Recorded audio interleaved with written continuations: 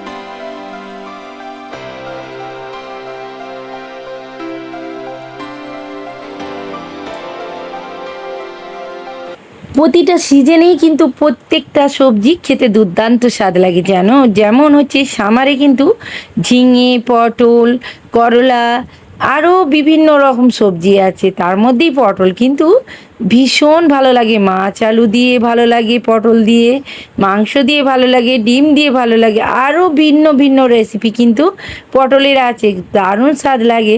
এই রেসিপিটা তোমাদের কাছে আজকে কেমন লেগেছে কমেন্টে জানিও, ভালো লাগলে লাইক দিও। আল্লাহ হাফিজ।